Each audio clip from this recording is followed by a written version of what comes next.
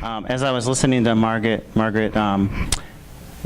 the Devo, I realized that I know what it's like to live in that toxic shame.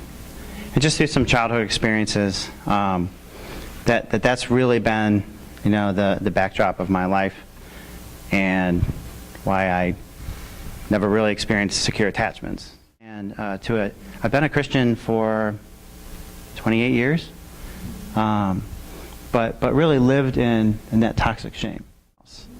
And I'm driving. It's morning. The sun is on my face, and I have this vision of the Lord Jesus in the water. He's in a lake, and I'm coming to him, and he's just waiting for me, and I'm all dirty and messy, but there's no. He's not looking at me with contempt.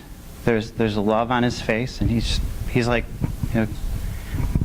beckoning me to come to him. And I come to him, and he embraces me, and he baptizes me, and I come up clean. And at that point, that was maybe on a Wednesday. The rest of the week I was just like, oh, I'm better now. I've repented. It was still a struggle. I really wasn't all that much more connected to God. More connected, but there was still. So I came to class that Saturday, just feeling, just struggling. And so at the last minute, I asked if there was any prayer appointments, and somebody had canceled. So I prayed with Roger and Keith after class. And the Lord brought back to mind that vision. And as Roger was kind of reflecting it back, he basically just told the story as I told it, but this time I was an observer with the Lord, watching, but we're also in both places. I'm watching it, and the Lord is speaking to me, and he's saying, the way that you were when you came to me, that dirty, messy, messed up, that's how you see yourself. But when you came up clean, that's how you really are, and that's how I see you. And so there was this process of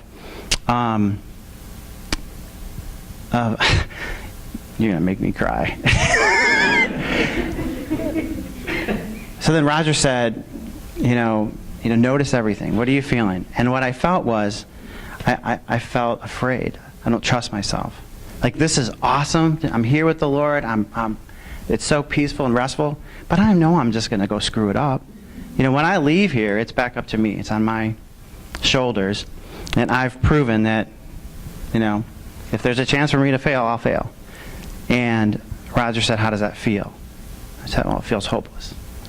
And then we just went back, and we just started, just me and the Lord again. Like, the whole time, the connection with the Lord was so strong. Because I got probably from the beginning, I was very emotional. And Roger kept checking, like, are you with the Lord? Oh, yeah, the Lord is, there's a strong connection here. But we just kind of, just like me and the Lord just talked about that. And the Lord gave me this picture of our secure attachment as like we're in a capsule. It wasn't really like a bubble, but it sounds like a boy in the bubble.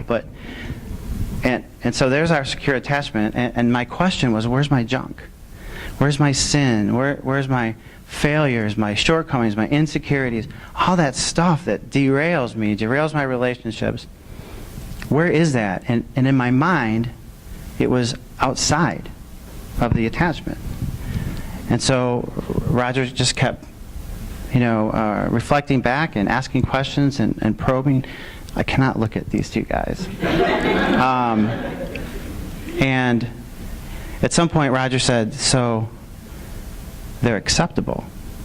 And that just sounded so weird. Like, no, that can't be right.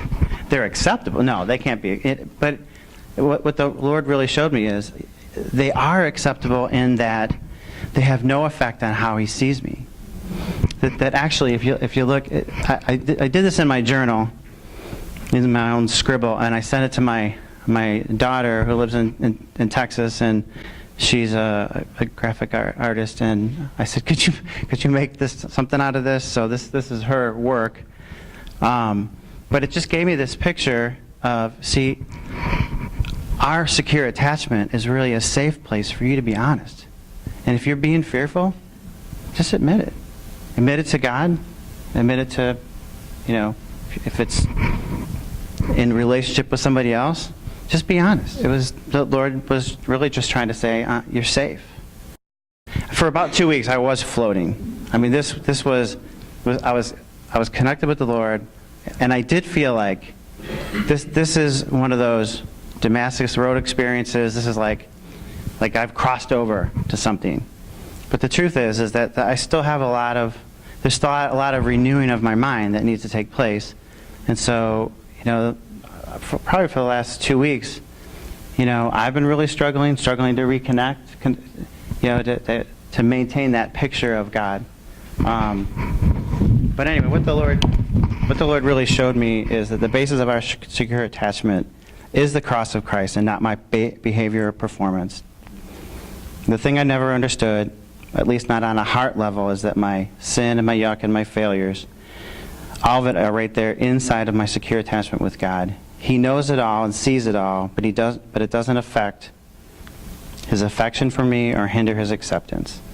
And that really, that is what I've been going back to, is that vision of me and the Lord, and it's just been a safe place to be myself.